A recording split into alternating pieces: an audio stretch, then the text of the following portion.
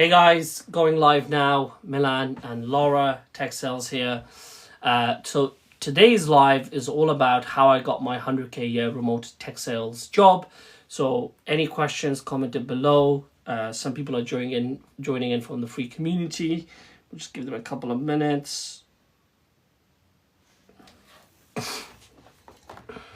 We are a few minutes early anyway, so I think we'll just give everybody time. Okay, hello. I think there's a new joiner. Hey Dan, how's it going? So yeah, guys, I set up this call today because loads of people in the community had loads of questions, always the same questions, like how does this interview process work? Do I need a degree to get this job? I'm on this stage of the interview, etc., etc., etc. So what we're doing today is for people that are comfortable to jump on the live. You don't have to show your video; it's not a problem. Just join on audio. Ask your question instead of just typing it on text. It'll be easier for me to just answer it for you on a conversation of like going back and forth instead of just typing and then I answer and then you type again. It's just really slow. So we'll give it a few more minutes and then we will kick off like that. Again, I'll try and invite as many people as possible to the live, and then you guys can ask your questions about the interview process, what your CV should look like, what your LinkedIn profile should look like. Laura's had probably 1,000 DMs in the last 7 days, so it's impossible for us to help people on a one-to-one basis. This is why we're doing this live today. So I'm happy to kick off. Who wants to go first with any questions that you have? I know, Dan, you have a really important interview coming up for your SDR role. I think it's on Tuesday. So feel free to jump on the live as a guest and ask any questions that you have. And everyone else, if you want to be invited. Okay, perfect. So I don't know if it's possible. Let's see if I could actually invite Dan as a guest so you can join. Okay, do you know how to do that, Laura? Let's have a look.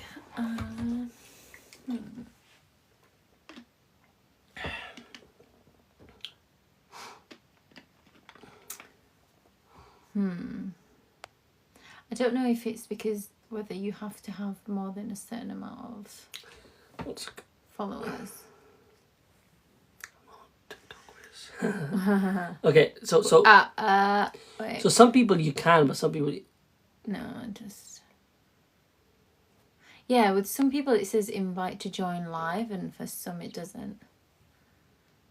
So I'm not sure, Dan. Unless you want to get on the phone with him through a WhatsApp call. No, wait 1 second. I don't know why I can't invite him. Try the three dots. Where?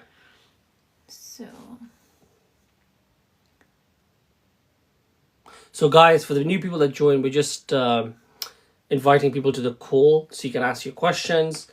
For Dan, unfortunately, I can't. Okay, there you go.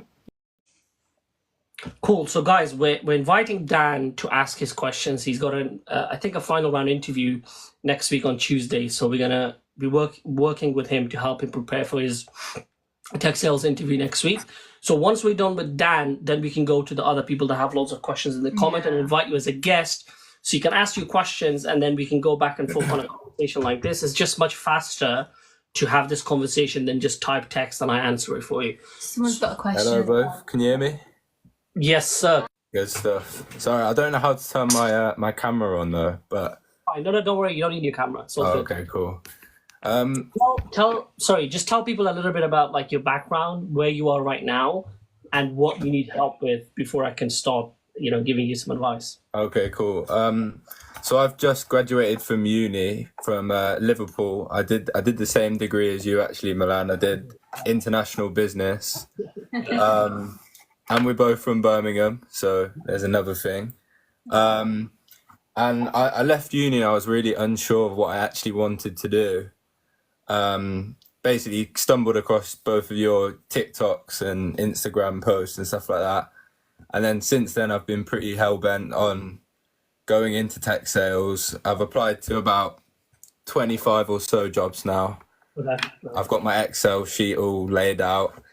And yeah, I've just got to the last stage of one of my interviews. Yep.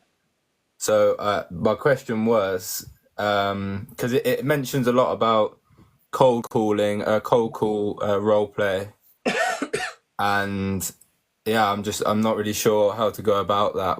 Yeah. What do you suggest? Okay, cool. So this is the third stage or the final stage of the interview? I think it was the fourth stage, but it is the final stage. Okay, fine. By the way, for other people just asking questions in the comments, we're just gonna help Dan first because he's got an interview coming up on Tuesday. Then we can invite you or just answer your questions in the comments. Just wait for a couple of minutes. And in fact, this is really important for you guys because you will learn what the interview process is to actually get a tech sales job, right? So this is the third or fourth. Sorry, I completely. I know it's normally 3 stages, but they split one of them up into 2 for some reason, so it's the fourth. Okay, it's the fourth. First in-person stage I had, basically. Okay, cool. So the text that you sent me, it included a presentation. So you have to do a presentation and a cold call exercise, right? Yeah, that's it. 10-minute presentation. Okay, perfect. So the presentation, I don't think I can say much on the presentation because it's probably going to take a long time. So do the presentation just like you probably done loads of presentations at uni. They don't expect you to be like an amazing presenter. Just make sure you're concise, to the point, you're not waffling, you're smiling, you're asking loads of questions, you're engaging the audience, you're doing a lot of like body movements and whatnot. So the presentation, I can't give you that much feedback on, but the cold call script, they give you a brief sheet on what they expect from you on the cold call exercise. Oh, okay. Should I ask for that? Okay, no, I was asking you, they haven't given you one? Or? Oh, no. They said a lot of what to include in the presentation, but just briefly mentioned there will be a cold call role play, sorry. Fine, okay, because 99% of the time, in my experience, if they want you to do a cold call, they actually give you like a brief which includes the kind of stuff they want to see when you're doing the cold call exercise. So for example, when I was interviewing for account executive roles, for an account executive, they don't want you to do a cold call, but they want you to do a demo. And what they do before the demo is they send you an email which includes a brief, and the brief basically outlines what they're looking for, right? So if they haven't given you one, that's fine. Maybe just follow up via email and be like, hey, is there anything in particular that you're looking for in my cold call exercise? And they'll probably send you a doc. If they don't, then what I would suggest you do is find out the persona that you'll be selling to in that company. So what does the company actually sell? What's the software that they sell? It's in the construction industry, and they sell like a centralized platform because when builders and people who do jobs like that are looking to win jobs, apparently it's all spread out over different databases, so different localized databases. So and they've basically got an AI system which implements it all into one. Basically. Cool. It's just like a SaaS platform, basically, for the construction.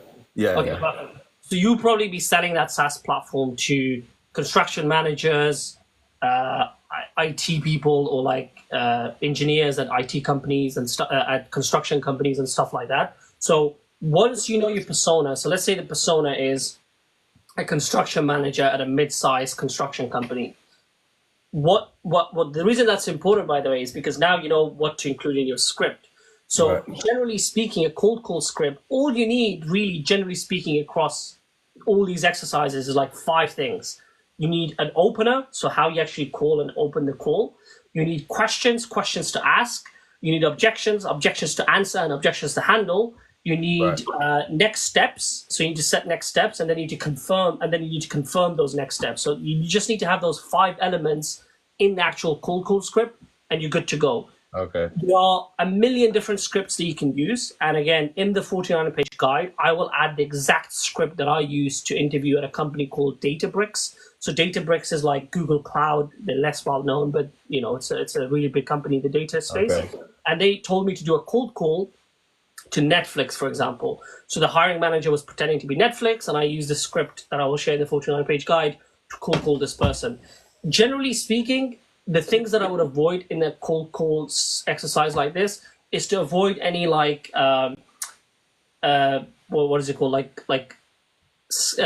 don't know how to phrase this, but like avoid cliche things like trying to convince him to do something, doing cliche things like, hey, this is a cold call, are you going to hang up? People do that. Like the that does not work. Like the TikTok things. Yeah, that's going to look really, really bad. And in real life, you never do that shit anyway, right? It's very simple. All you have to do is you're pretending to call the person, right? So, hey, this is Dan calling from XYZ company.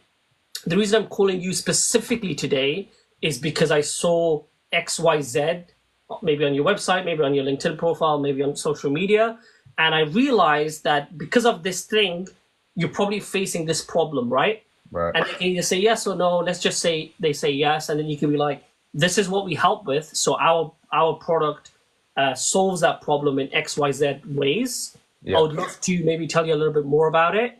And then if they say yes, great. You ask a few qualification questions. Qualification questions being, are they qualified to buy the software? So are they big enough? Are they based in the UK maybe? Whatever qualification questions you're going to ask. And then you set the next steps. And the next steps is always to book a follow-up call, an actual demo call. So Right. the next steps are, hey, Bob, I would love to show you how this actually works via Zoom.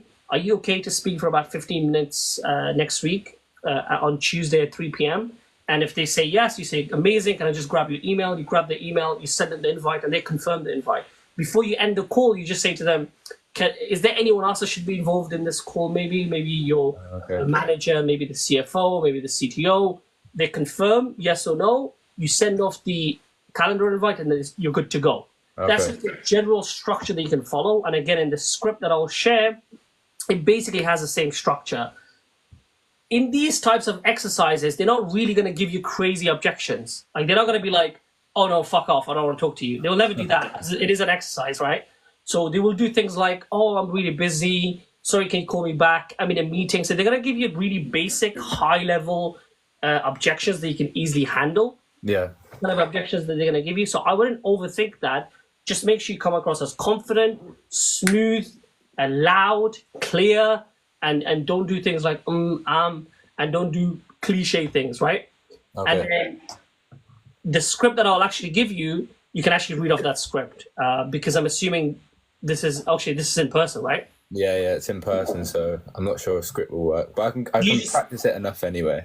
Yeah, you just have to memorize the main 5 parts, right? Like I said, the intro, the questions, objection handling, setting the next steps, and confirming the next steps. Okay. That's all you have to memorize. And again, the script is there, so just memorize it and try and memorize it as much as you can. The most important thing in there is to ask the right questions and to set the next steps in the entire process.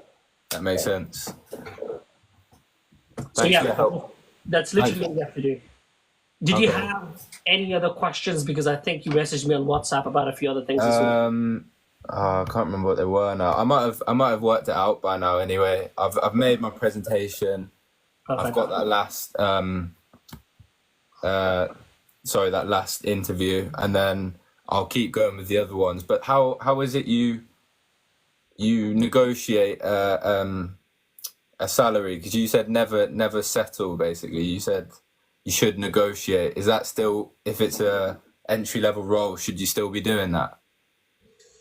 Yeah, in my opinion, you should always be doing that. That's because it creates that effect of you're really wanted, right? It's a basic thing, right? If you tell them, look, I've got multiple final round interviews or multiple first round interviews, and their pay for those interviews is this much, so it's 50K, and they're giving you 40K. Yeah. Look, I really like this company, so I'm okay with 45, and I'm definitely not okay with 40. That just creates that effect of you're really popular, loads of hiring managers want you, loads of companies want you. Right. That's what I've done. But for super junior roles, you got to be a little bit careful. It really depends if they really, really like you and they really, really want to hire you. For my most recent role, that's exactly what I did. So the base salary for my most recent role was £65,000. And I negotiated it because I had 3 or 4 final round interviews, right? I blagged it a little bit, and then they bumped it up to £77,000 base, which is a lot more than what they had on paper. Right. Okay. But you suggest be careful with it. Just make sure you don't. Yeah, it really depends on how the conversation is going, right? It really depends. If they really seem eager and you've done an amazing job until the negotiation space, until the negotiation part, you can be as cocky as you want, right? Because they really, really like you. But if they're a little bit hesitant, they don't like your answers to some questions, or they've got other candidates that they really like, then I think you have to be careful because they'll just give it to someone else. Right. Okay. That makes sense. Yeah. And to be honest, I wouldn't really worry about that. You've got Singh in the chat saying that you haven't got a 100K job, but you haven't told him about your on target. We've got to let them know. Exactly. Yeah. Thank you, Singh. Really appreciate your support. So, did you have any other questions, or should we get someone else on the live? No, I think that's all for me. Thanks for your help, both. Though. Awesome, man. Keep us posted in the chat, and then let us know how the actual interview goes. And then, if you get to the actual negotiation part, we can talk about that as well. Okay, great. Brilliant. Awesome. Thanks for that, both. Cool. No worries, mate. Yeah, have a good one. Awesome. Guys, any other questions from anyone else? Again, the reason we set this live up is because, do you want to just scroll up? Yeah. Is because we had loads of questions from people in the community that we have, and everybody has pretty much the same questions. So I thought instead of just texting people, and Laura's had like 1,000 DMs for the last few weeks, we thought instead of DMing people, we'd just do a live, get everybody on as a guest, and have a conversation instead of just texting each other and wasting a lot of time. So what's that person's name? Anonymarium? Yes, is she still on? Because we can just get her on the live and answer her questions on the live. I'm not sure if they're still on, and I don't Okay, know. so- Like, I'll just see. Let's see. Yeah, I'm not sure, but you can answer it anyway. So, and that person asked, what would you say is the very first step to take when transitioning into tech sales? Like the first step. It's really difficult. Yeah, Oh, there she yeah. is. So, okay, so do you want to come on as a guest? Let's just invite her anyway. You don't have to like put on your video. You can just come on as an and speak in on audio, just like Dan did, and then we can have like a proper conversation of going back and forth instead of like answering your questions that you have on the chat. Okay, cool. That's fine. So the very first step is really hard to say because I literally don't know what your background is. I don't know what your experience is. I don't know what you've done. I don't know what you studied. So it's really difficult to say. Generally speaking, it's basically what I said to Dan. And Dan has only been in our community for about a week now or two. And hopefully he's going to get an offer next week. It's always what I say, right? So like fix your CV, have a one-page CV, focus heavily on metrics, get yourself certified for those basic requirements for an SDR or BDR role. That's things like learning a CRM, learning an outreach tool, learning a sales methodology. After that, do the same thing with your LinkedIn profile. So make sure that it's fully SEO optimized for those main keywords that recruiters are searching for: account executive, BDR, SDR, those sales methodologies that we discussed, those software tools that we discussed. After that, get in touch with loads of recruiters, 10 to 20 recruiters a day. And if you're persistent enough and you do this for about 3 months, you should easily get interviews, right? And definitely an offer as well, especially if you have some background in customer service roles and call center roles and retail roles, and you have like a half decent degree.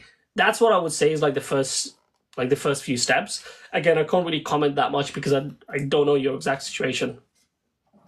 Yasmin is asking, how can I get a tech job with no experience? Yeah, perfect. That's a good question. So Yasmin, do you want to come onto the live as a guest? You don't have to show your video. You can just ask questions on audio. It's much easier for me to ask follow-up questions and then properly help you rather than just like reading off the text. Because again, I don't really have much context, right? I don't know what your background is. I don't know what you've done in the past.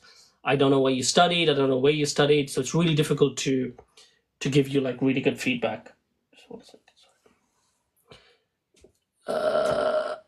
Cool. Okay, perfect. Yeah, so let's just invite her. Do you want to send a request? I think that's how it. Yeah, that's how Dan did it. So Anonymarian, do you want to send a request and then hopefully we can accept it? Yeah, Yasmin, I think just before you and Anonymarian. Okay, we will do this. We'll make a competition. Whoever gets to the request first gets to go on the live. Okay, Yasmin or I think you can add them both on at the same time. yeah, I think so. Yeah, so Okay. okay, I've got it. I've got a request. That's fine. There you go. So Accept. Anonymarian. Yeah, you're on. You're on. Perfect. So I think she's just connecting Yasmin, now. we'll get you on after. Yeah, Yasmin, feel free to jump on as well. Hey, how's it going? Can you hear us okay? Hello, yes, I can hear you. Can you hear me? Perfect, yeah. So your question was around what is the first step to get a tech sales job, right? Yes, so I am currently doing a TA job. I work in education and I have a psychology degree. and I've really been wanting to step into tech, but I just don't know how. But obviously, you've explained it, so thank you very much. So, I do have a few like customer service experience, maybe not in a call center, but more like I was like a student ambassador. So I was Yeah. the first, point of contact for students in the accommodation. Or for example, now I talk to a lot of parents, I've talked to a lot of other stakeholders in the educational field. So I guess I've got little bits here and there. Mhm. Okay, so you've been a teaching assistant for how long now? 2 years now. Okay, 2 years. And you did the customer service roles at uni or something? Or Yeah, after so I uni? graduated in 2021. So I did it for about 2 years at uni. Okay, perfect. Cool. So I think you already have like a half decent background to break in as an SDR or BDR. So those are like the two entry level roles within tech sales. And again, if you go onto Google right now or LinkedIn or one of these job sites and you look for a very, very early entry level SDR BDR role, most of them say that you need 0 to 2 years of sales experience. That's the vast majority of them.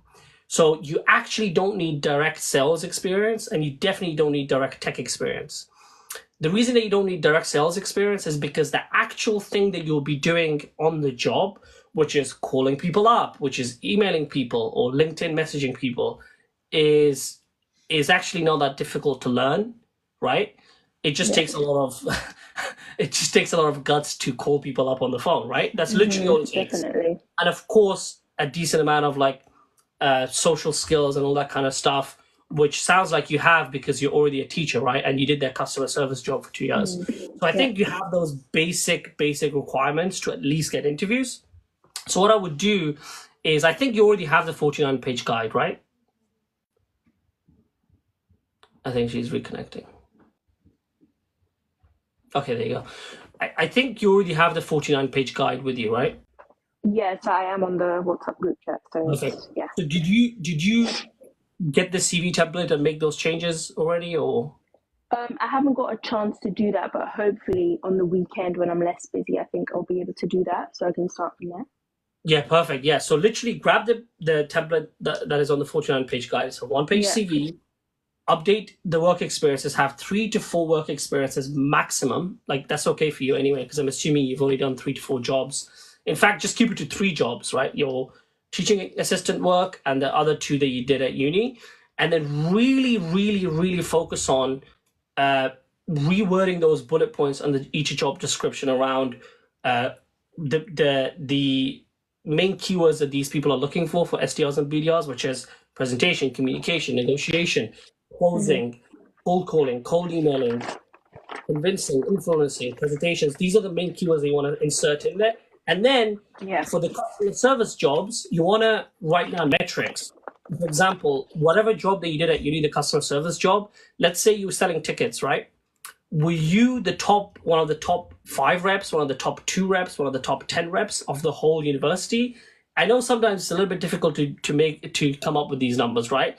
But you can also like make them up a little bit. You understand that, right? You can literally just make it up as well, because at the end of the day, it's hard to quantify that or even verify that anyway, right?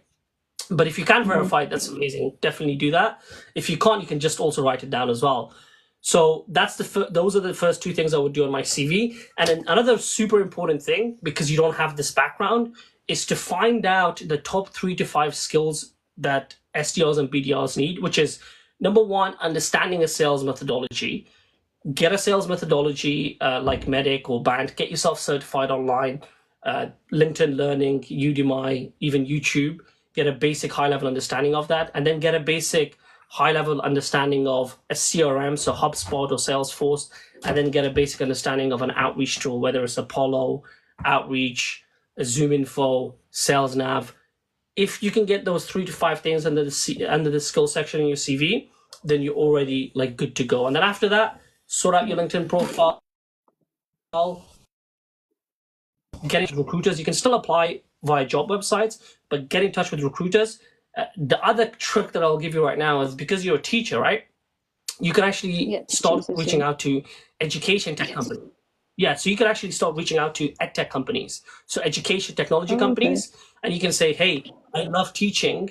and I realized I love tech as well. In fact, I love teaching, and I love presentations and communications and all that kind of stuff. And that's why I want to do tech sales within education, within an education technology company. So those are the things that you should do. And in fact, if there's some lawyers on here, right, there's a lot of lawyers, like Laura is a solicitor. She's going to quit next week and go into tech sales. If you're a lawyer, go into legal tech. If you work in insurance right now, go and work in insurance tech, because that way you have an advantage over everybody else applying, and it makes your life a lot easier. So that would be like a rough roadmap that I would give you. And then obviously, if you have any other questions, comment it in the WhatsApp group or just jump on another live. That makes sense. Thank you. Sorry, you did mention about the CV thing. I do use like ChatGPT quite a lot. I don't know what your opinions are on that when it comes to, editing my CV. Do you think I can use that to my advantage with ChatGPT? Yeah, so I would only, to be honest with you, use ChatGPT when trying to customize my CV for a job application. So you need to make sure that because ChatGPT, unless you can prompt it really well, it's going to give you some super generic words. So you got to make sure that you can prompt it well, right? I think we have like a little prompt on the guide. So if you can prompt it well, then definitely use it. But you got to spend quite a bit of time making sure that it looks like it should, which is metrics, those main keywords, looks like an actual person writing it than ChatGPT. And then only use that when you're, for example, if you go to a website, if you go to a BDR job description, you can copy the job description, post it on ChatGPT, and then post your CV, and then just tell ChatGPT, hey, customize my CV for this exact job description as much as possible, right? That's what I would see the most value in using ChatGPT. I've actually found another tool which humanizes it a little bit more. What's the tool? It's going to be a surprise. So video. Yeah. I just need to look into it more and like check that it properly works. But I came across one, so stay tuned. I'll be posting. Hopefully, if it works well, I'll post a video about it. Perfect. I'll be looking forward. Thank you. Perfect. No worries. Good luck. Is that all your questions, by the way, or? Yes, that is it. Thank you so much for your help. No worries. Good luck. Good luck. I think Yasmin was the next. you. No worries. Yasmin was the next person to jump on live. Let's see if she's still available. Guests, so we can just actually invite them here. Okay, some people you can't invite. I think they're the ones that are like. Yasmin, are you still on? I'm not sure. So these are the only 4 guests you can actually, viewers you can actually Because invite. I think we're friends with them, that's why. Okay. That's why. Oh, Yasmin's on. Do you want to send us a request to join the live? And then we can...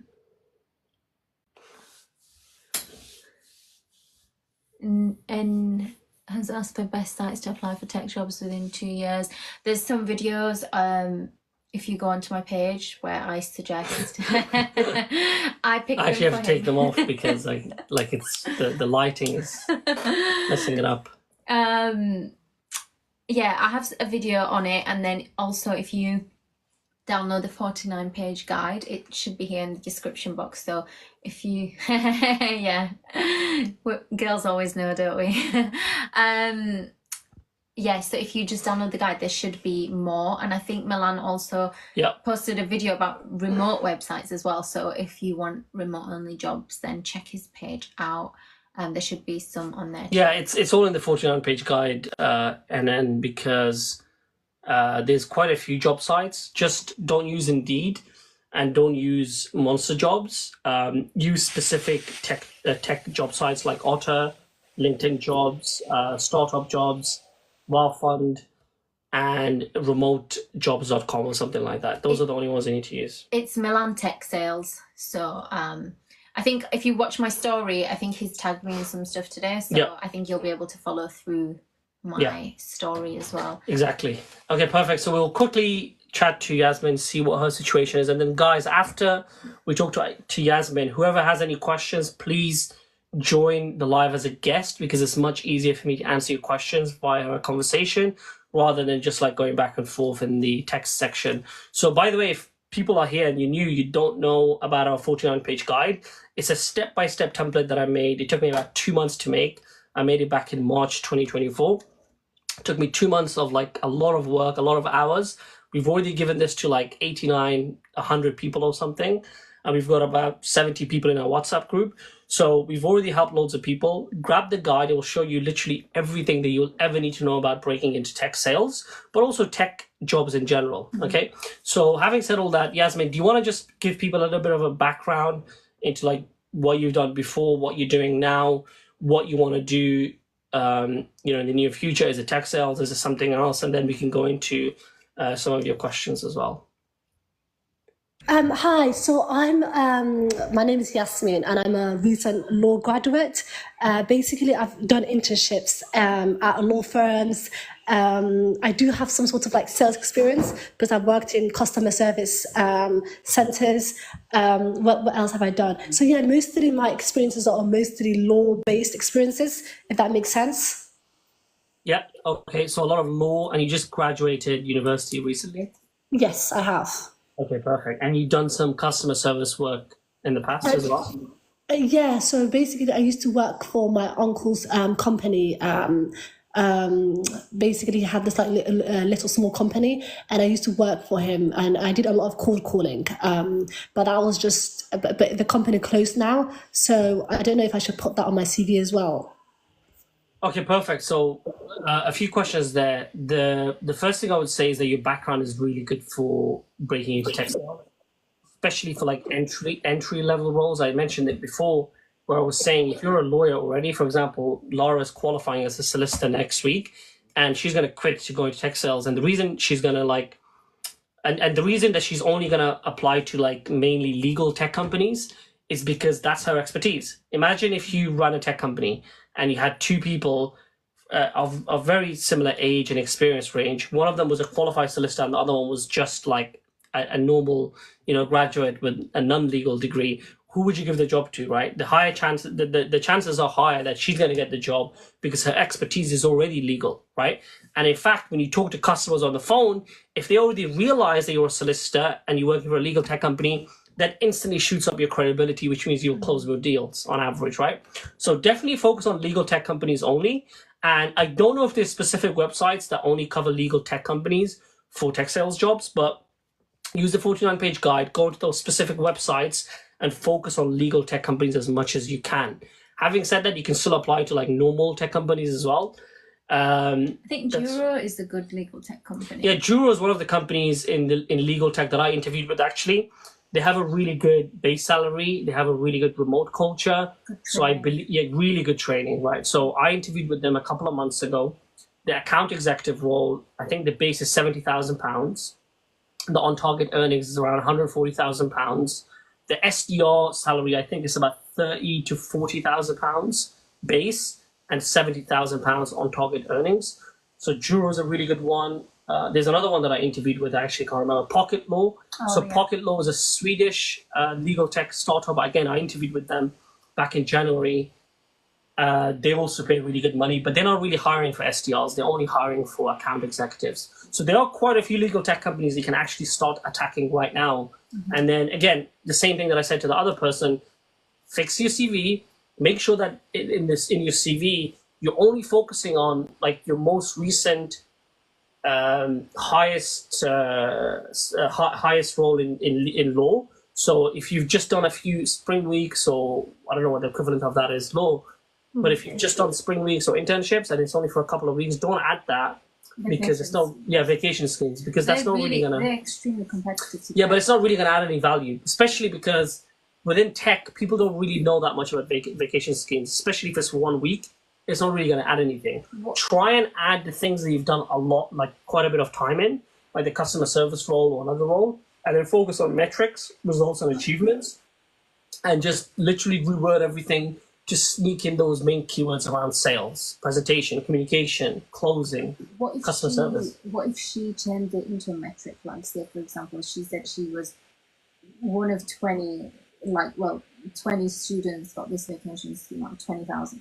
Yeah, that's good. That's good. So yeah. I think because when you're talking on that scale, it does stand out, and it is because that's how difficult they are to get. Yeah, so that makes sense, right? But that's what I would say to you so far, Yasmin. Does that kind of make sense? Any questions on that?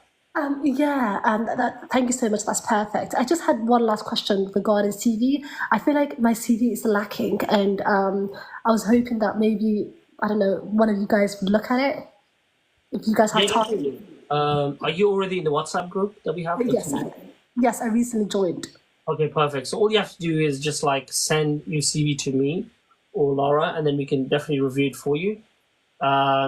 And then block out your details. Block out your details. Make sure you use the template in the guide already, please. Okay. So use the guide and the template in the guide. Yeah. Put those things in place first, and then send it over for us to review. So don't send it to us before you actually implement all those things in the guide, yeah?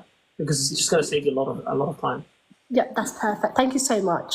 Awesome, no worries. Keep us posted, Yasmin. Really I nice to will. have you. Thank you. Perfect. Okay, so who else, guys? Who else has a question? Who else wants to join the live as a guest?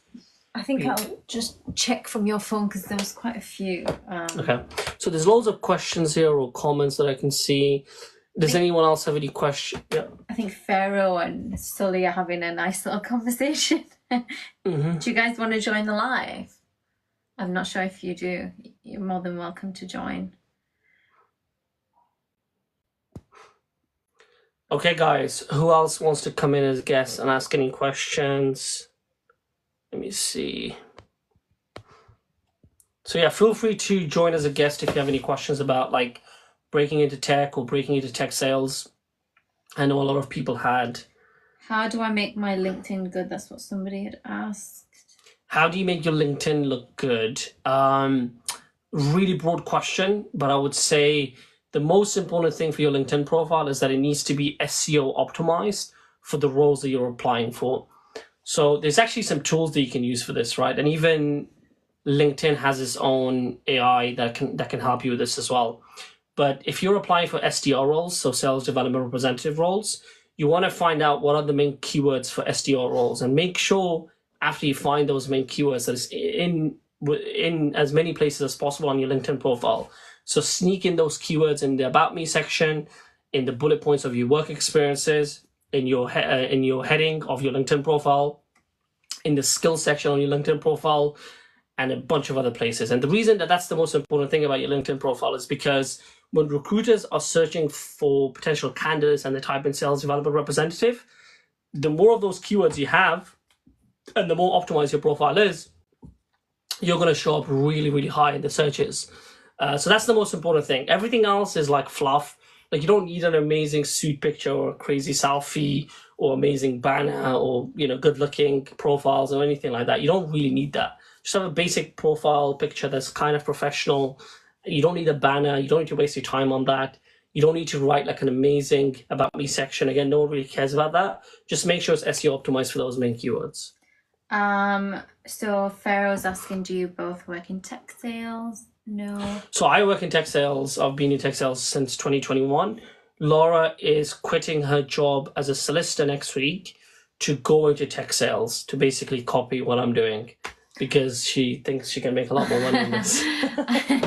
I'm basically qualifying as the lawyer next week, but Yeah. I'm not going to continue as soon as I qualify. Yeah. Sully asked, what do you think I can transition into from a first line support analyst? What does a first line support analyst actually do? What is that? I'm not sure, to be honest, but I think it depends on what I'm sure you have analysts in different industries as well. What industry are you Yeah, in? it's a very Are you in finance? hard question to answer because I literally don't know what that means. So then I've only done customer service admin. Can I still get into tech with no background? Again, so you don't need like technical experience or software engineering skills or anything like that to break into tech sales or a non-technical role within a tech company. So non-technical roles include customer service, customer support, sales, marketing, HR, finance, accounting. You don't need tech experience to break into those roles.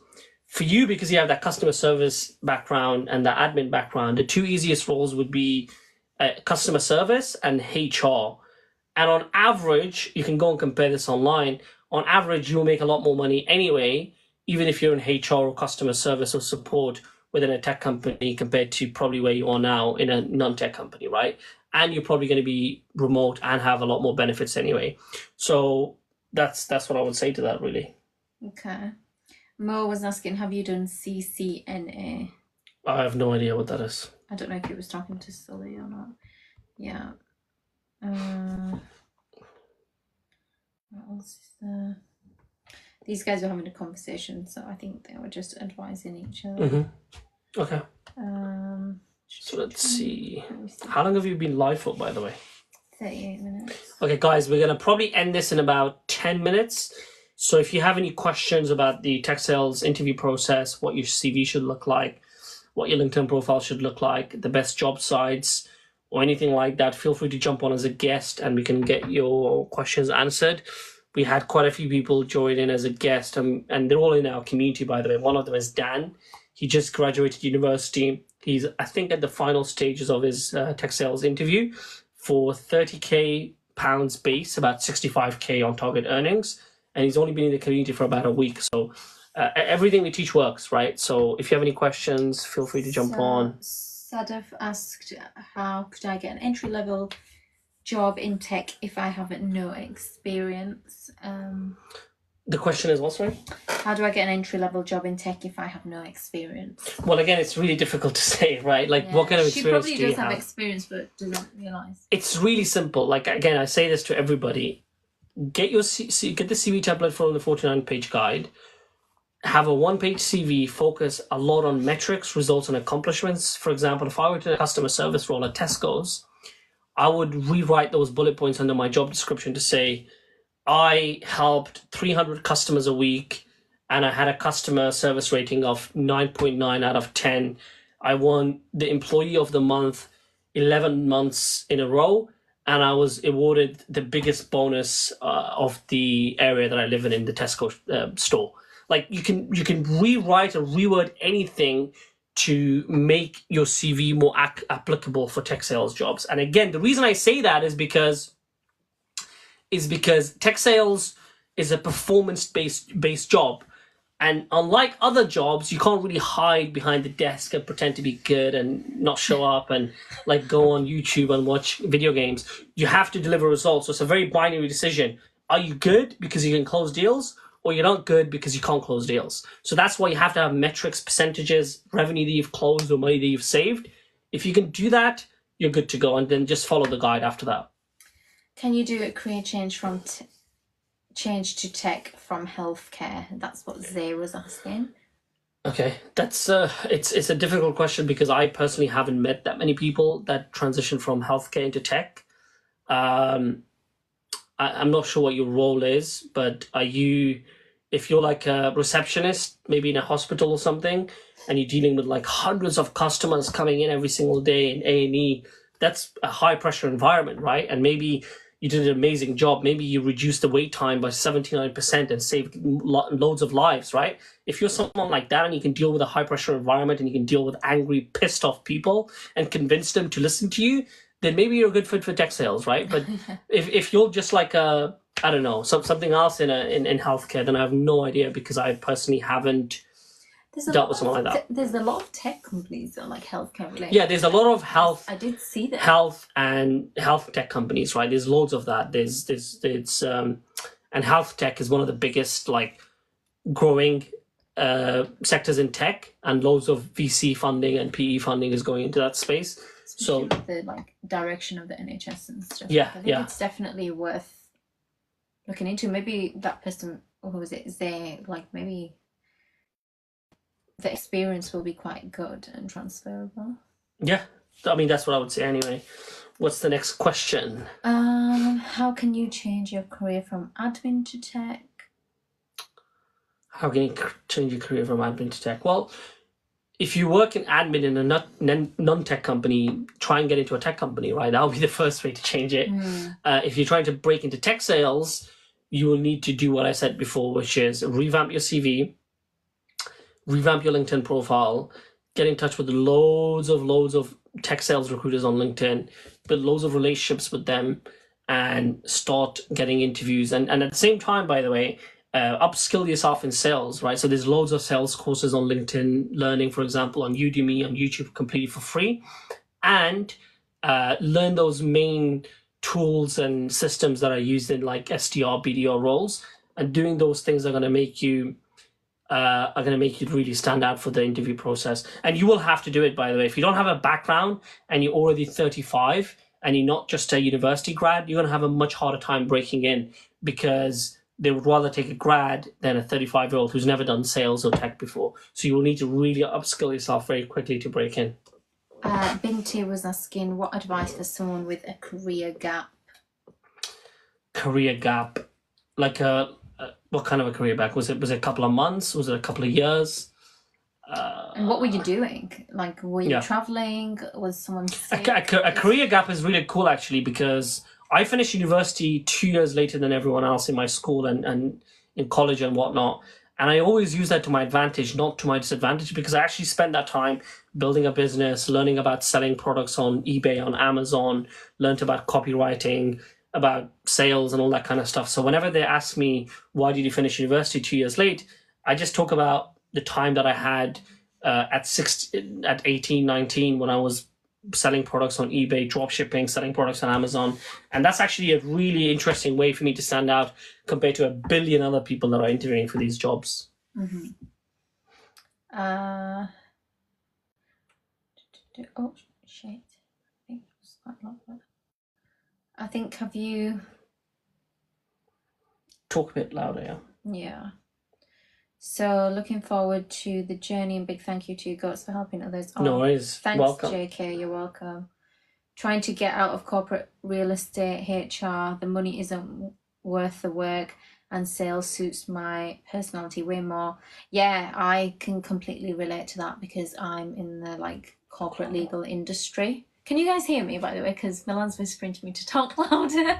It's just not my like personality to shout and talk loud. But yeah, I can completely understand where you're coming from, JK. I'm in the same boat as you. Yeah, I couldn't agree more.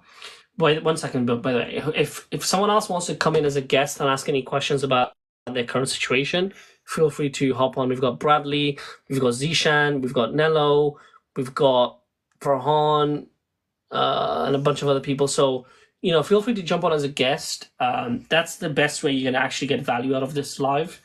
And by the way, if you haven't got the guide, the 49-page guide that took me 3 months to put together completely for free, then go and grab it right now. I should be selling that for like $300-400, because I swear to God, I spent 3 months in March putting that 49-page guide together. There's a tech program, would you say it's worth going for? It's 5K, called Intertech.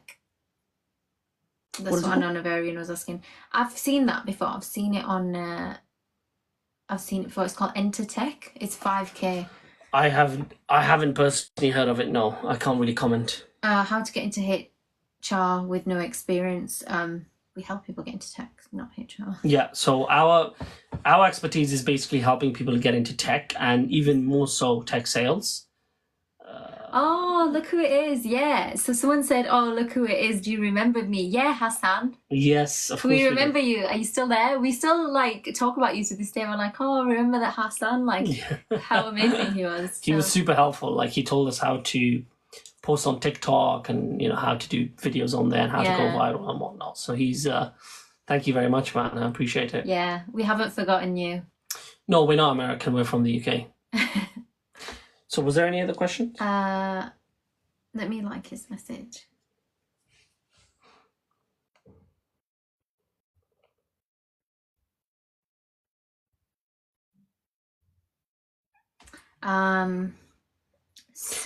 So I just say dollars because a lot of the customers that I work with are in America.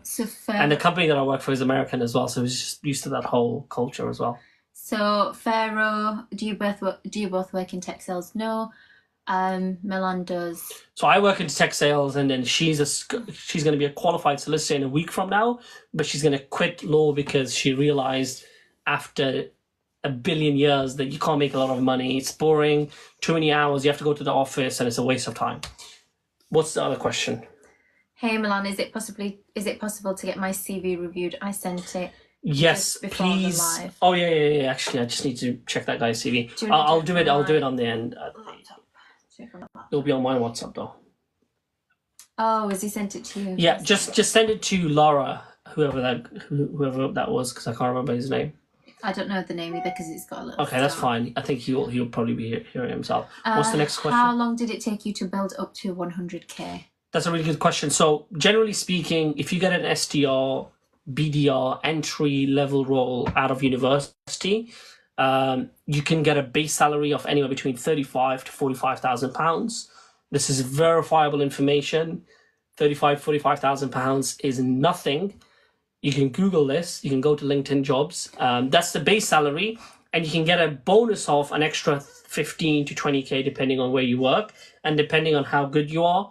So even in your first year to second year, you can make anywhere between 45 to like 65,000 pounds, and then when you get promoted from an SDR, BDR to an account executive, it usually takes 1 to 2 years depending on where you work and what kind of a company you work for. So when you go from an SDR to from a BDR, SDR to an account executive, you go from a base of 35 to 45 to around 55 to 65, and then double on target earnings. So within the third to fourth year, you can make 150 to 160,000 pounds, assuming you hit your targets.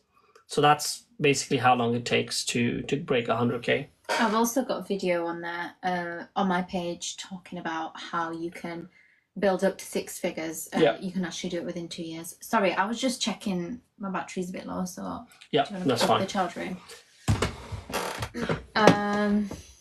What is the toughest part of tech sales roles, and what do people normally assume? That's a good question.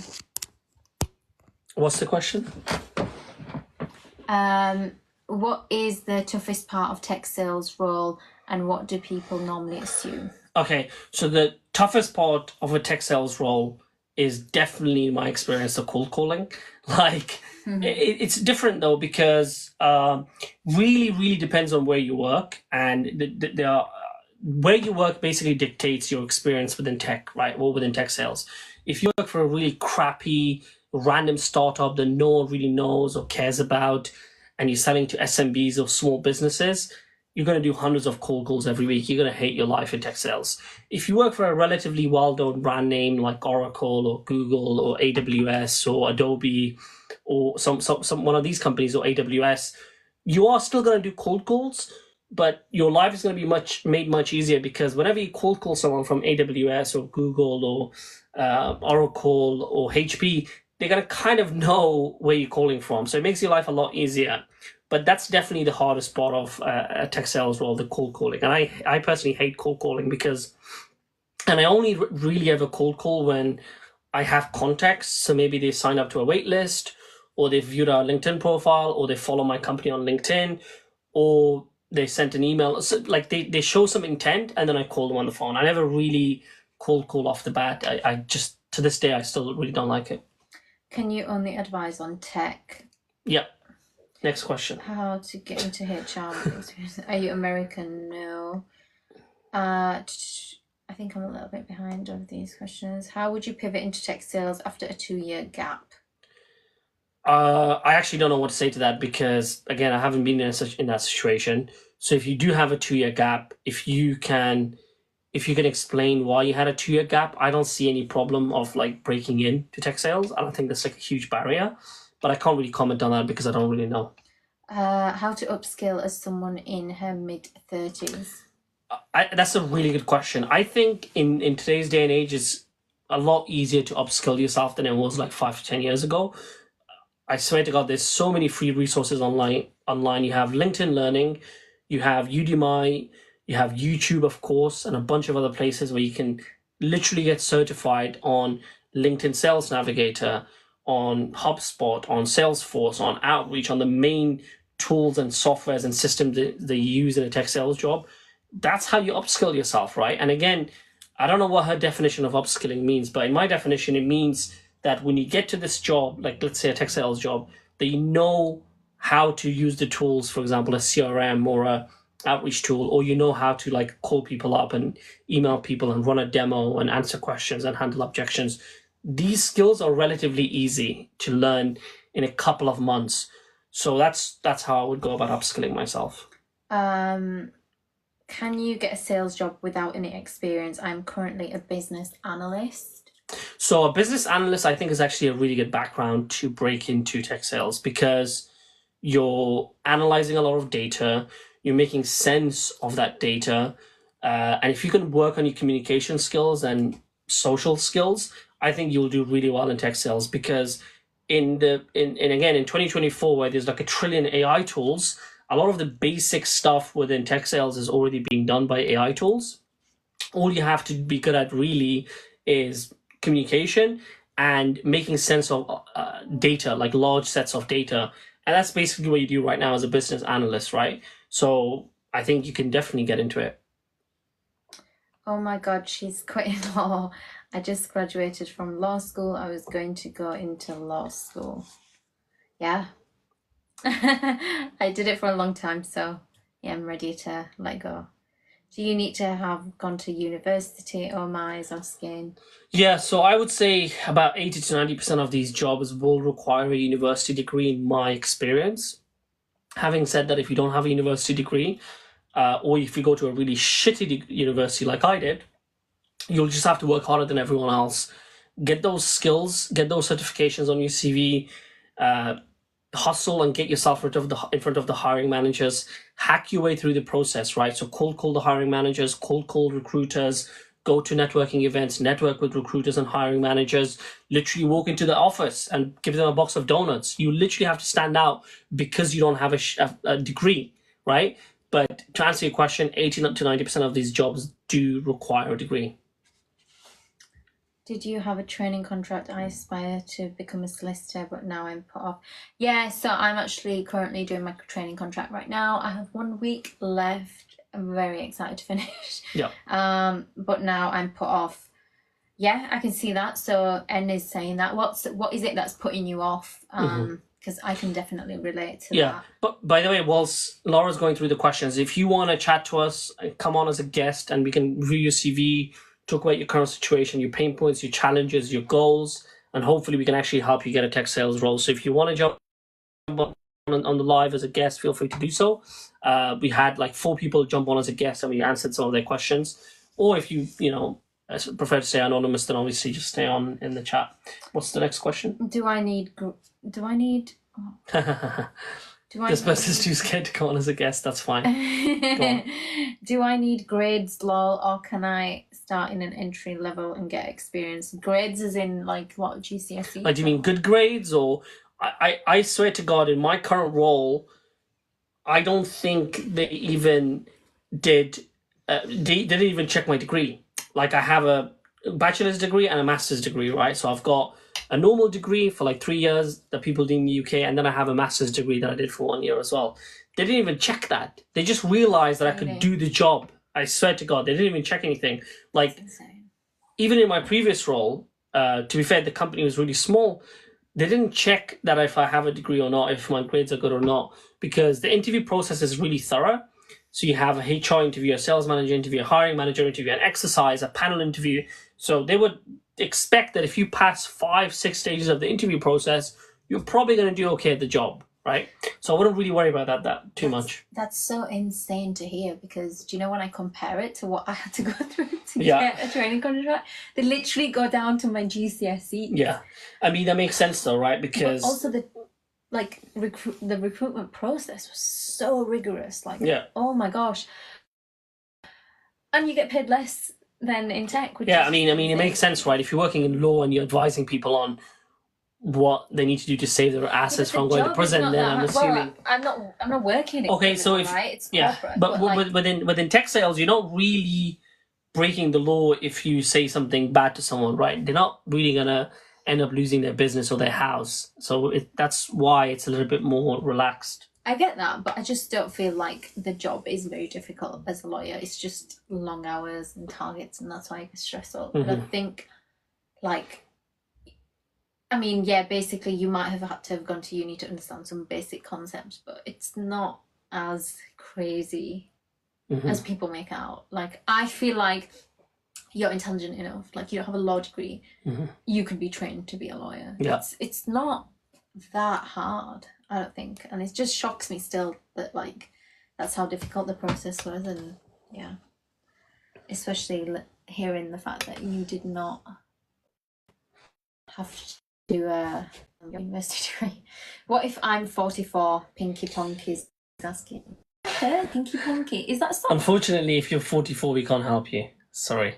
No, we can. He's just following you. No, I don't think the age thing is really a big deal. I'll tell you a funny story, actually. One of my friends in tech sales works at, like, we're not super close friends, we're more like acquaintances, so I'm trying to think about where he works.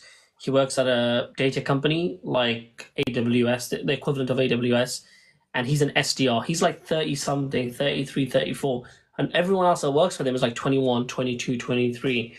And then he told me there's someone even older than him in that company as an SDR. The guy's like 45, 46. It doesn't really matter how old you are. If you really want to get into this business and make money and you really like it, you have to be okay with a year of grind, a year of learning, a year of basically being a junior person and getting training and all that kind of stuff. If you're okay with that at 44 and you don't have an ego against it, then you can definitely get in, especially if you have a little bit of a background in sales. I think that's what the most difficult thing is about being like more mature in your career, going back right down to basics and having people who are probably younger than you train you. And like you said, as long as you're comfortable with that, then it shouldn't really be an issue. Yep. How do you negotiate the salary during the interview? That's a really good question. I love that question. So let me tell you my story. When I got interviewed for my current role, at the same time I was being interviewed, I was interviewing with about 20 other companies, right? And out of those 20, I think 2 or 3 got to the final round. I didn't even have an offer from the other 2 companies that I was interviewing with. But with these guys, the one that I got right now, I got to the final stage.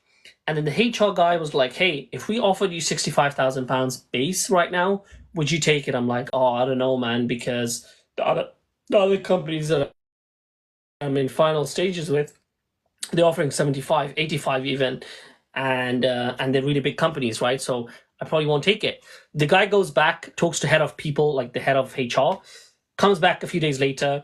I do my final round interview and I pass that final round. He tells me, look, we're going to give you £77,000 base, which is about $95,000, $100,000, I think. And then obviously I've got my on-target earnings on top because it's a commission sales job as well.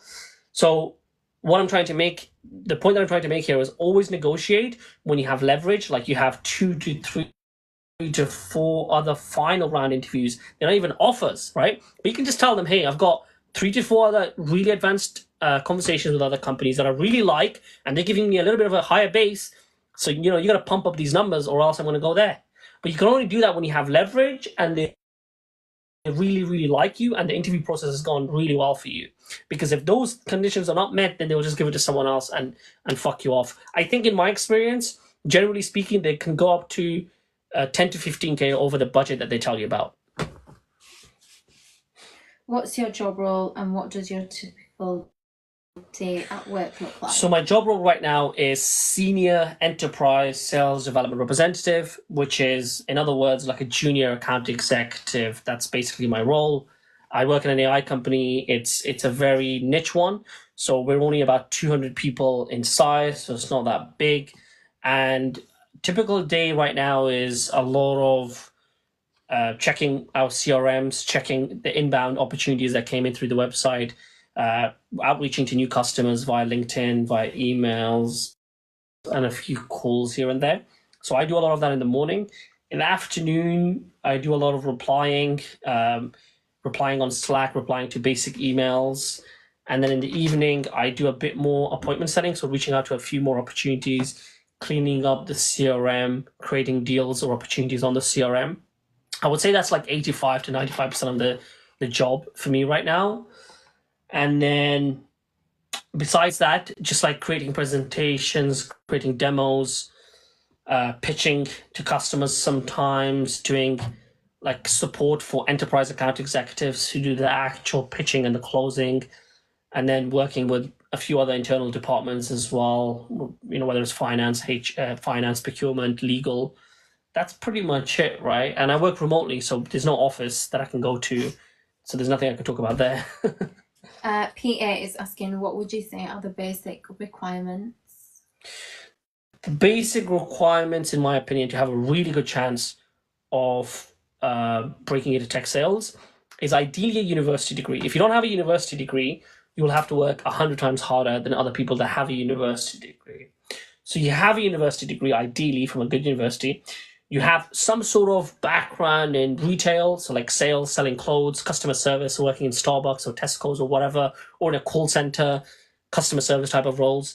And you have a few of the basic skills that are needed for an SDR and BDR role, whether that's understanding some of the tools, understanding a few of the basic sales methodologies. Those are like the basic requirements. And if you're just graduating university, I wouldn't even worry about that. I would just literally apply to those companies and try and get in, because they don't require you to have experience to break in as an SDR or BDR. They only require 0 to 2 years of experience, and most people have 0 when they're just finishing university.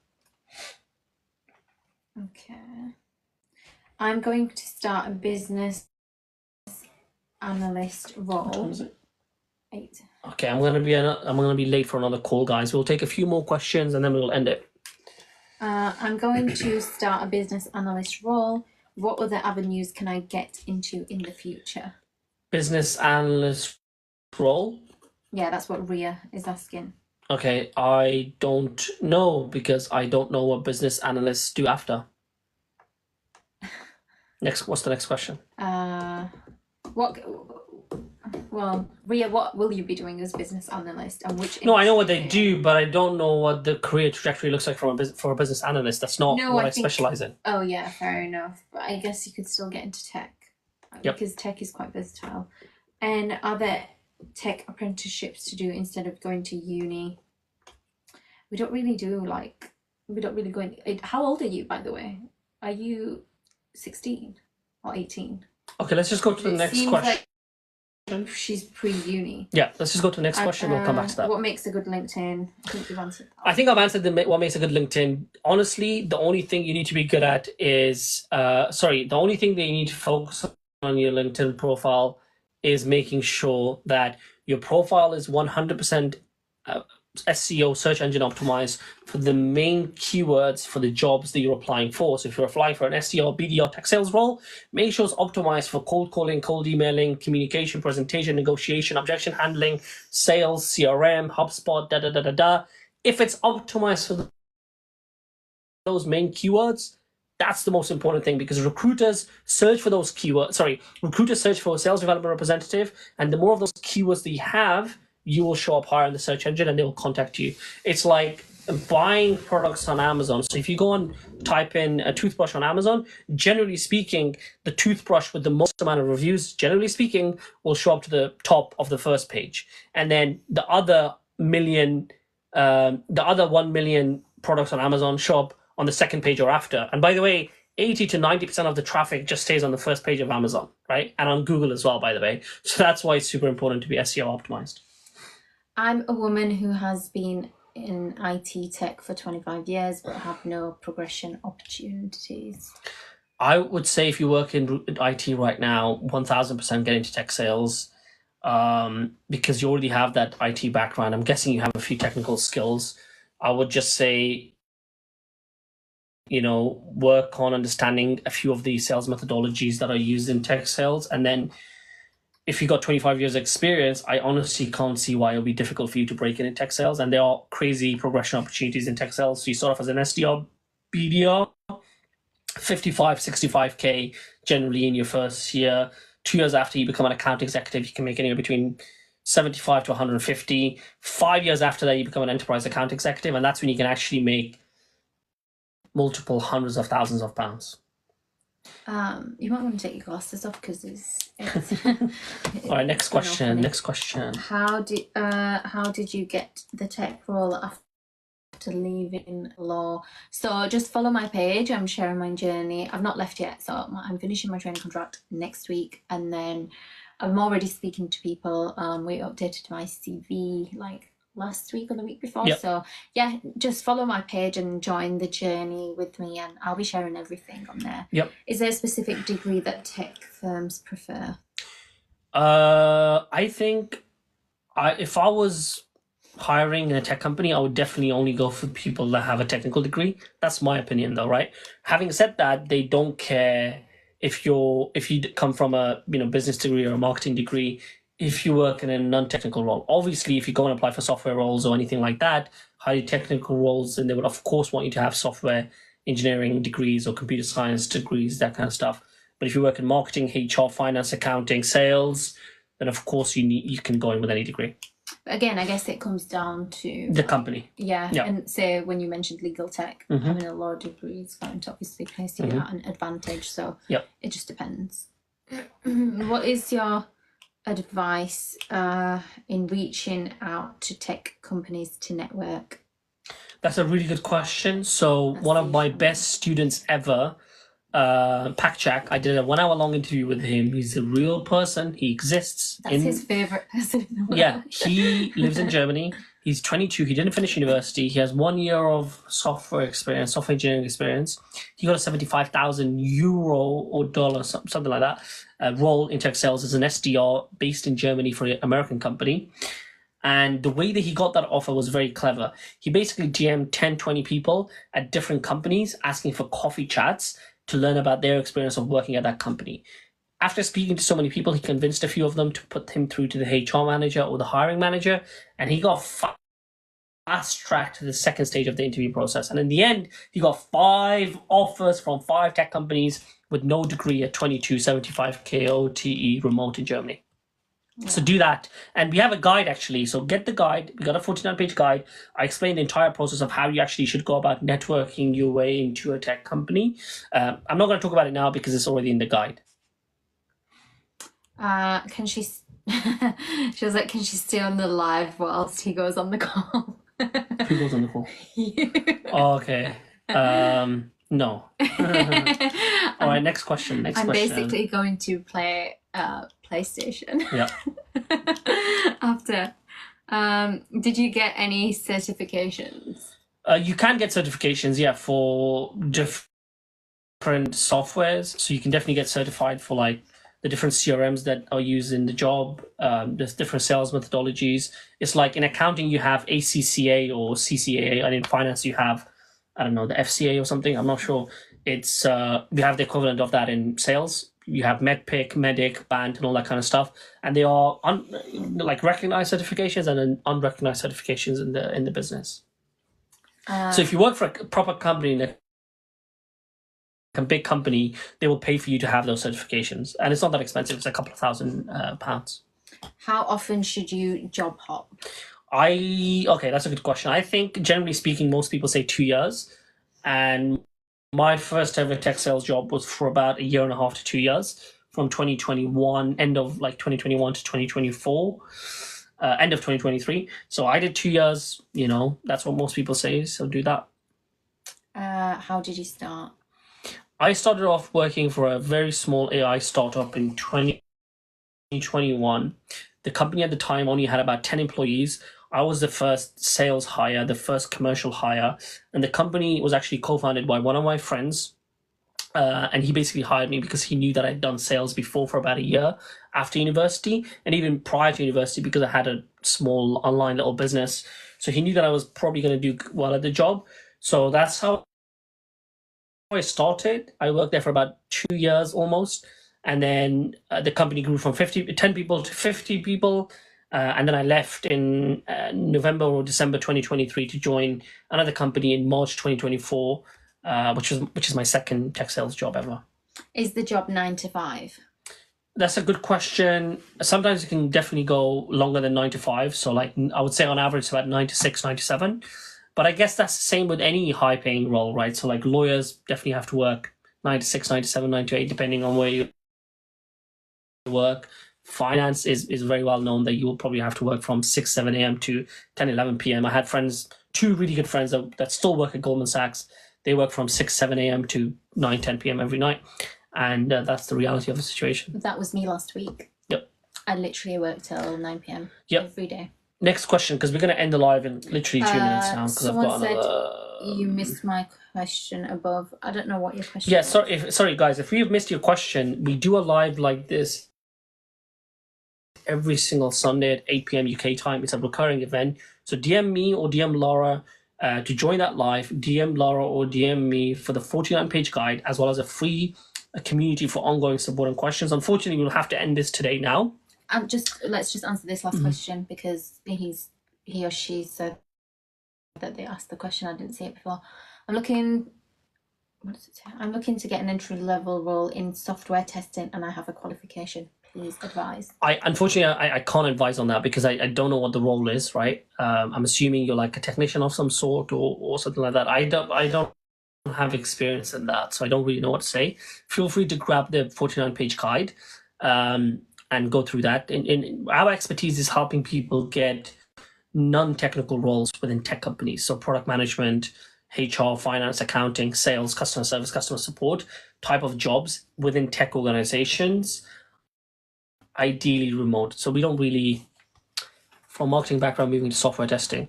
Cool. So yeah, grab the 49-page guide. Make sure that your CV looks pretty good, one page. Highlight those main skills that companies are looking for, and then network with loads of companies and recruiters on LinkedIn. Talk about how you have that business acumen from your marketing background, as well as the fact that obviously you've got certification, which hopefully means you qualify for that technical role as well. That would be the story that I would tell to like reel my way into these opportunities. Cool. I think we'll end it here, guys. I have to jump on another call. If you have any other questions, please feel free to DM Laura or me. Give us a follow.